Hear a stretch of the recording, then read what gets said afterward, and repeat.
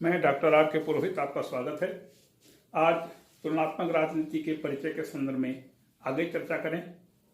पिछली चर्चा में हमने आपको बताया था कि राजनीति एक मौलिक मानवीय क्रिया है जिसकी उत्पत्ति विषम अवस्था उत्पन्न हो जाने पर होती है। विषम अवस्था की उत्पत्ति का अर्थ क्या है कि समाज में रहने वाले हर वर्ग के लोग, क्योंकि संसाधन सीमित हैं, इसलिए वे हमेशा अपने पक्ष में निर्णय लेने के लिए उत्सुक होते हैं। मतलब कि प्रत्येक वर्ग यह चाहता है कि जो भी निर्णय हो वह निर्णय हमारे पक्ष में होना चाहिए, दूसरे पक्ष में नहीं होना चाहिए। क्योंकि सभी पक्ष या दोनों पक्ष अपने हित में निर्णय चाहते हैं, इसलिए संघर्ष की उत्पत्ति होती है। जब संघर्ष की उत्पत्ति होगी, स्वाभाविक है उसके समाधान की कोशिश होगी। कई बार ऐसा होता है कि जब दो वर्गों के बीच इस प्रकार से मतभेद उत्पन्न हो जाए तो दोनों पक्ष आपस में सुलह करके, बात करके, समझौता करके, थोड़ा सा झुक करके एक स्थिति को प्राप्त कर लेते हैं, जिससे विवाद का समाधान हो जाता है। लेकिन कई बार ऐसा होता है कि दोनों पक्षों के बीच संघर्ष बहुत ही उग्र रूप धारण कर लेता है, और जब उग्र रूप धारण कर लेता है तो राजनीतिक व्यवस्था को हस्तक्षेप करने के लिए बाध्य होना पड़ता है। और जब राजनीतिक व्यवस्था मतलब सरकार, राजनीतिक व्यवस्था जब किसी ऐसे मामले में हस्तक्षेप करती है तो वह किसी एक क्षेत्र के हित को ध्यान में नहीं रखती, अपितु व्यापक राष्ट्रीय हित को ध्यान में रखते हुए किसी विषय पर निर्णय लेती है। और यह जो उसका निर्णय होता है यह सबके लिए बाध्यकारी होता है। तो राज्य के द्वारा जो भी निर्णय लिए जाते हैं इसे कहते हैं बाध्यकारी मूल्यों का आवंटन। बाध्यकारी मूल्यों का आवंटन का अधिकार केवल राजनीतिक व्यवस्था को होता है, क्योंकि सरकार वह है जिसे 5 वर्ष के लिए या एक निश्चित समय के लिए जनादेश मिला है। लोकतांत्रिक देशों में या किसी भी देश में यदि सरकार होती है तो उसे पूरे देश में बाध्यकारी नीतियां बनाने का अधिकार होता है। बाध्यकारी नीति या बाध्यकारी कानून का मतलब होता है कि जो भी वह व्यवस्था करेगी सरकार, उसके अधीन प्रत्येक व्यक्ति को रहना पड़ेगा, और यदि कोई व्यक्ति उसका उल्लंघन करता है तो वह दंड का भागी होगा। तो व्यवस्था के पास बाध्यकारी नीतियों का निर्माण करने का अधिकार होता है। केवल राजनीति या केवल सरकार ही एकमात्र ऐसी संस्था होती है जिसके निर्णय सब पर बाध्यकारी रूप से लागू होते हैं। लेकिन यदि अन्य कोई संस्था इस प्रकार से नीतियों का निर्माण करती है तो वह नीतियां अंतिम नहीं होती। अंतिम निर्णय लेने का अधिकार सरकार को होता है या राजनीतिक व्यवस्था को होता है। आधुनिक संदर्भ में हम इसे राजनीतिक व्यवस्था कहते हैं और परंपरागत रूप में हम इसे सरकार के नाम से जानते हैं। तो बाध्यकारी नीतियों का निर्माण करने का अधिकार एकमात्र राजनीतिक व्यवस्था को होता है। तो समाज में जब विषम अवस्था की उत्पत्ति होती है, एक वर्ग ऐसा चाहता है, दूसरा पक्ष दूसरे प्रकार से चाहता है, दोनों के बीच संघर्ष या विवाद की उत्पत्ति होती है, विवाद उत्पन्न होता है, तो उस विवाद का समाधान करने के लिए राजनीतिक व्यवस्था सामने आती है, और फिर राजनीतिक व्यवस्था के द्वारा बाध्यकारी मूल्यों का आवंटन किया जाता है। मतलब प्रत्येक वर्ग के लिए बाध्यकारी कानूनों का निर्माण करके स्थिति को सुलझाने का प्रयास किया जाता है। और फिर हमने यह भी देखा कि राजनीति शक्ति जो है राजनीति का मुख्य केंद्र है। बिना शक्ति के राजनीति में किसी भी व्यक्ति की कोई भूमिका नहीं होती। इसलिए प्रत्येक वर्ग जो राजनीति में भाग लेना चाहता है, शक्ति प्राप्त करने का सभी प्रकार से प्रयास करता है। क्योंकि जैसे राजनीतिक दल हैं, राजनीतिक दलों का एकमात्र लक्ष्य क्या है? कुर्सी प्राप्त करना। और कुर्सी प्राप्त करने के लिए वे किसी भी हद तक गिर सकते हैं। इतना ही नहीं, किसी से भी समझौता कर सकते हैं, किसी के साथ साठगांठ कर सकते हैं, क्योंकि उनको केवल कुर्सी चाहिए। सिद्धांत, आदर्श, मूल्य, नीतियां सब बेकार हैं उनके लिए। उनके लिए एकमात्र लक्ष्य है कुर्सी प्राप्त करना। तो शक्ति राजनीति का मुख्य तत्व है। यही शक्ति अंतर्राष्ट्रीय स्तर पर भी विभिन्न राष्ट्रों को भी देखने को मिलती है और यह शक्ति राज्य के अंदर राजनीतिक दलों के बीच देखने को मिलती है। इसी के निरंतरता में आगे 5वां बिंदु है विवाद और मतैक्यता। राजनीति में जब तक विवाद नहीं होगा तब तक राजनीति की उत्पत्ति नहीं हो सकती। विवाद का होना आवश्यक है और जहां कहीं भी राजनीति होगी विवाद तो होगा, लेकिन विवाद इतना ज्यादा न बढ़ जाए कि मतैक्यता की गुंजाइश ही खत्म हो जाए। विवाद जरूरी है, लेकिन विवाद के बाद मतैक्यता भी आवश्यक है। यदि मान लीजिए एक देश में रहने वाले लोग, उनके बीच किसी चीज को लेकर के मतभेद है, मतभेद स्वाभाविक है, मतभेद होते हैं, लेकिन मतभेद परस्पर वार्ता के द्वारा, मध्यस्थता के द्वारा या अन्य किसी भी प्रकार से मतभेद सुलझाया जाना चाहिए। लेकिन मान लीजिए कोई एक पक्ष बिल्कुल अड़ गया कि हम किसी भी रूप में समझौता नहीं करेंगे, तो फिर वहां पर राजनीति काम नहीं आती, वहां पर फिर शक्ति का प्रयोग चलता है। शक्ति का जो भौतिक रूप है, मतलब दमन के द्वारा राज्य में व्यवस्था की स्थापना की जाती है। क्योंकि यदि शक्ति का प्रयोग नहीं किया गया तो राज्य के विभाजित होने की संभावना बढ़ जाती है। जैसे 1947 में भारत के मुसलमानों ने कहा कि हमको पृथक राज्य चाहिए। कांग्रेस और मुस्लिम लीग दोनों के बीच विवाद उत्पन्न हुआ। कांग्रेस ने कहा हम भारत का विभाजन नहीं होने देंगे। कैबिनेट मिशन के अंतर्गत जो यहां पर कैबिनेट मिशन आया था, उसने कहा कि भारत का देश का विभाजन नहीं होने देंगे। बहुत ज्यादा जब मतभेद बढ़े तब मुस्लिम लीग ने डायरेक्ट एक्शन किया, प्रत्यक्ष कार्रवाई किया। पूरे देश भर में व्यापक रूप में दंगे हुए, हजारों लाखों लोगों की जाने गई। क्या हुआ? व्यवस्था उसमें स्थिति को कंट्रोल नहीं कर पाई। परिणाम स्वरूप भारत का विभाजन हुआ। तो विवाद का होना आवश्यक है, लेकिन विवाद के बाद मतैक्यता भी होना आवश्यक है। जब तक मतैक्यता स्थापित नहीं होगी, देश की एकता और अखंडता हमेशा खतरे में बनी रहेगी। तो देश की एकता के लिए व्यवस्था में इतनी शक्ति होनी चाहिए कि वह शक्ति के द्वारा, शक्ति का प्रयोग करके वह देश में व्यवस्था की स्थापना करे। तो विवाद और मतैक्यता दोनों आवश्यक हैं। फिर 6वां है राज्य और सीमा का बंधन नहीं। राजनीति एक अविरल क्रिया है, हमेशा चलते रहने वाली क्रिया है। यह छोटे से छोटे मोहल्ले में लेकर के अंतरराष्ट्रीय स्तर पर भी विभिन्न देशों की भी देखने को मिलती है। तो इस पर कोई राज्य का अथवा किसी प्रकार की सीमा का बंधन नहीं होता। यह पूरी दुनिया के हर क्षेत्र में विवाद पाया जाता है और जहां विवाद होगा वहां पर राजनीति होगी।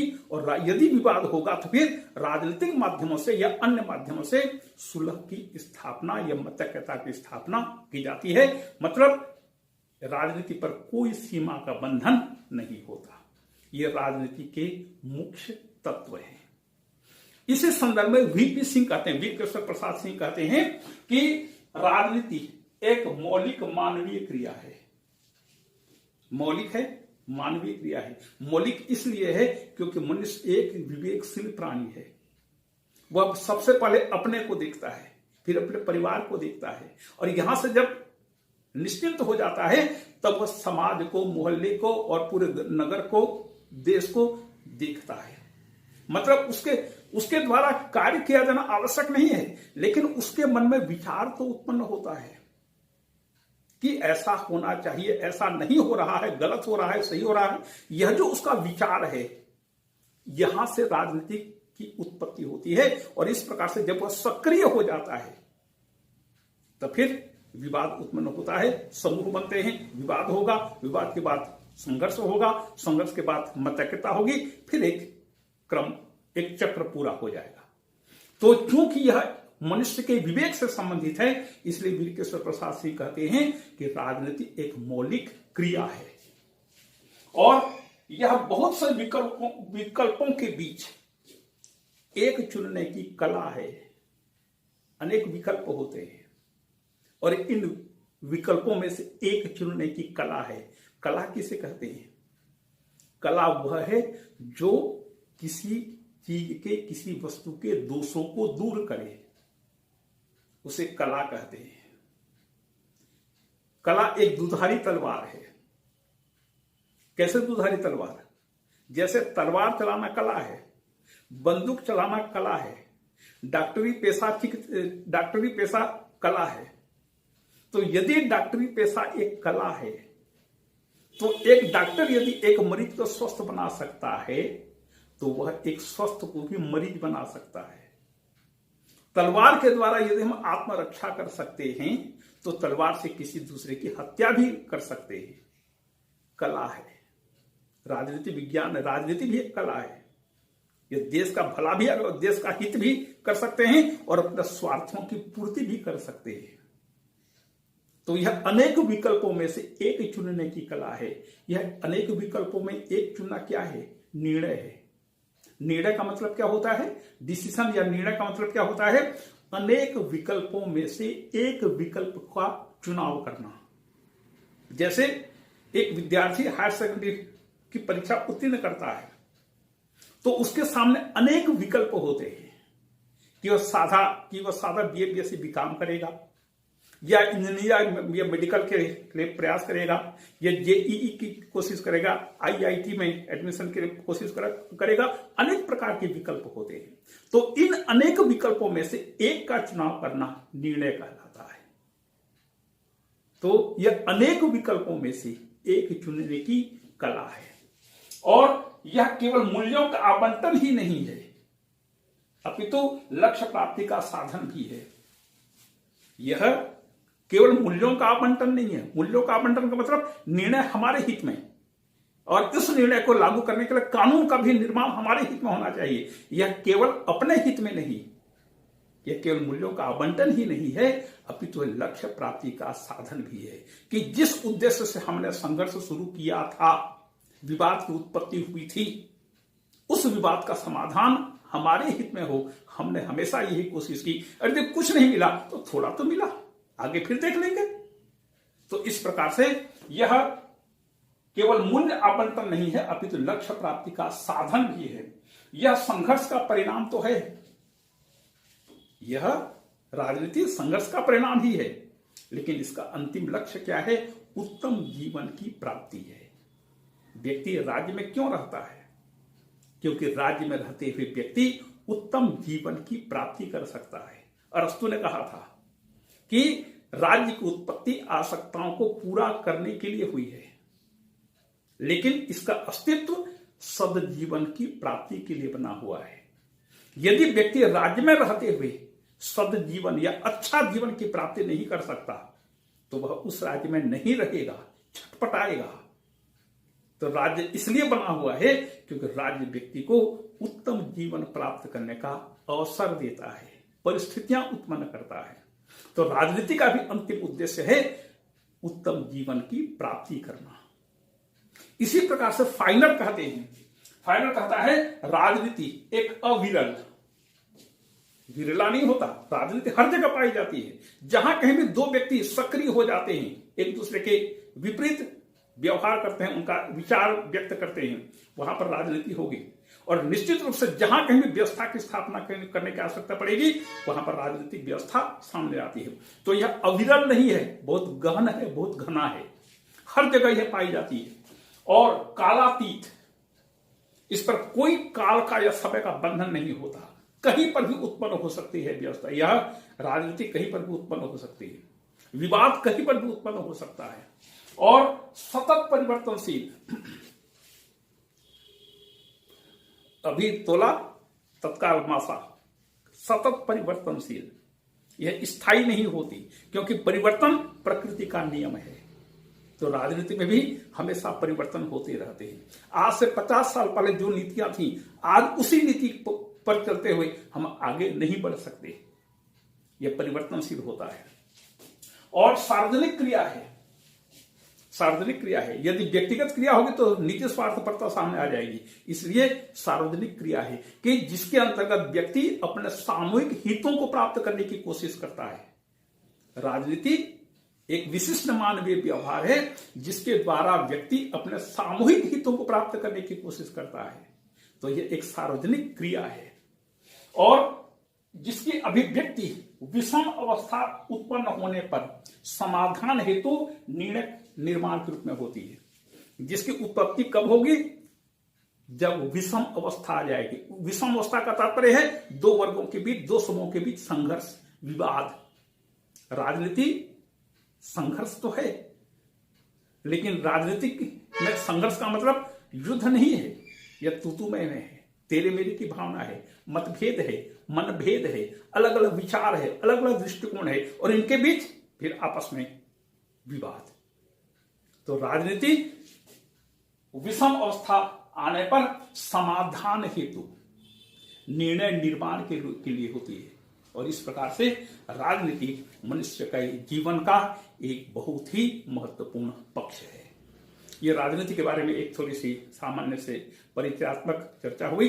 अब देखें कि आधुनिक राजनीति का विकास किस प्रकार से हुआ, बिल्कुल संक्षेप में देखते हैं, क्योंकि ये सब चीजें आगे चल करके जब तो हम तुलनात्मक राजनीति का अध्ययन करेंगे उस समय ये सब चीजें काम आएंगी। इसलिए पृष्ठभूमि के रूप में आपको एक संक्षिप्त जानकारी का होना आवश्यक है।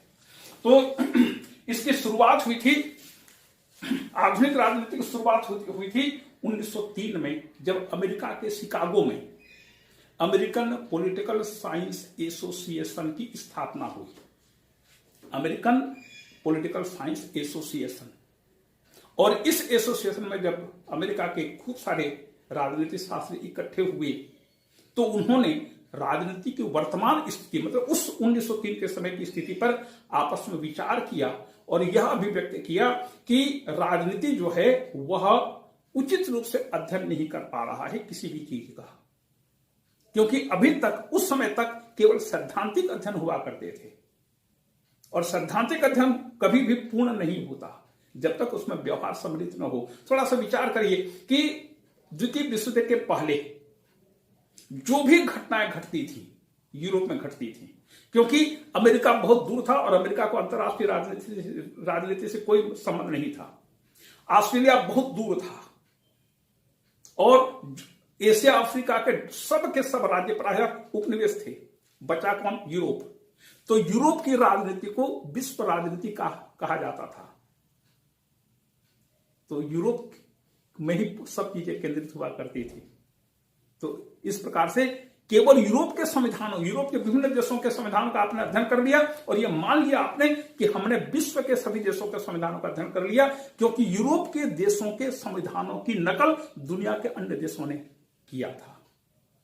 तो उन देशों को जाकर देखने की आवश्यकता नहीं, केवल यूरोप के देशों का संविधान पढ़ लीजिए और आप मान कर चलिए कि आपने दुनिया के सभी देशों का संविधान का अध्ययन कर लिया।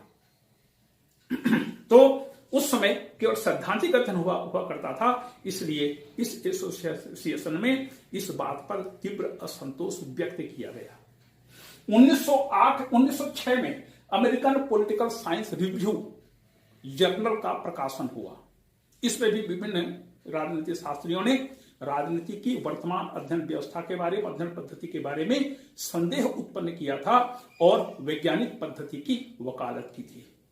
इसके बाद 1908 में ग्राहम वालास ने एक पुस्तक लिखी जिसका शीर्षक था ह्यूमन नेचर इन पॉलिटिक्स, राजनीति में मनुष्य की प्रकृति। फिर 1908 में ही आर्थर बेंटले ने दूसरी पुस्तक एक पुस्तक का प्रकाशन किया। उसमें लिखा था प्रोसेस ऑफ गवर्नमेंट, शासन की प्रक्रिया। मतलब कि शासन जब भी किसी विषय पर निर्णय लेती है तो उसके निर्णय की प्रक्रिया क्या होती है। ये शासन किसी भी विषय पर एकदम से निर्णय ले लेती है क्या? नहीं, अनेक प्रकार की प्रक्रिया का उसको पालन करना पड़ता है।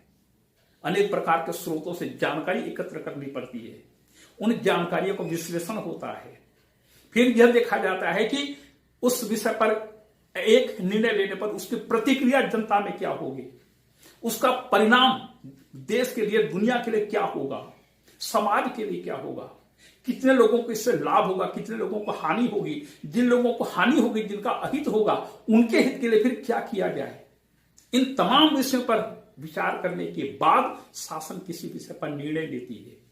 तो प्रोसेस ऑफ गवर्नमेंट, यह जो राजनीतिक प्रक्रिया है इसकी चर्चा और आगे करेंगे। और 1925 में चार्ल्स मेरियम ने एक पुस्तक का प्रकाशन किया, न्यू एस्पेक्ट्स ऑफ पॉलिटिक्स, राजनीति के नए रूप, नए पहलू।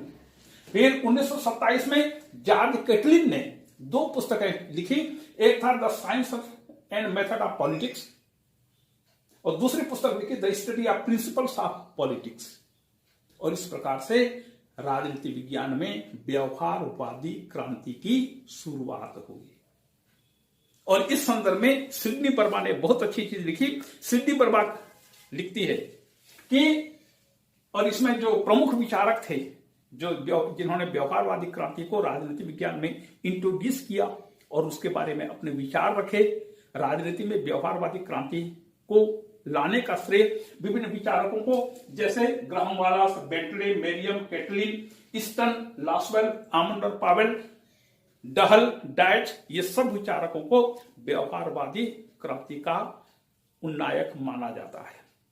और इस संदर्भ में सिडनी बर्मा लिखती है कि केवल वर्णन से आगे बढ़कर, शब्दों पर ध्यान दीजिए, केवल वर्णन से आगे बढ़कर अधिक सैद्धांतिक रूप से समस्याओं को देखिए, केवल विवेचना नहीं, विश्लेषण करिए, उसका सैद्धांतिक विश्लेषण करिए और उसके बाद फिर उसका व्यावहारिक तथ्यों के आधार पर विश्लेषण करिए। तो एक विवेचन के से आगे बढ़कर के अनेक मामलों के, मतलब कि उसके सैद्धांतिक विषयों पर भी, सैद्धांतिक पक्ष पर भी विचार करिए। फिर आगे कहता है, वह एक मामले, कहती है कि एक मामले से आगे बढ़कर के अनेक मामलों की तुलनात्मक विवेचना कीजिए। तुलनात्मक विवेचना से होता क्या है, अपनी कमी बेसी का पता चलता है।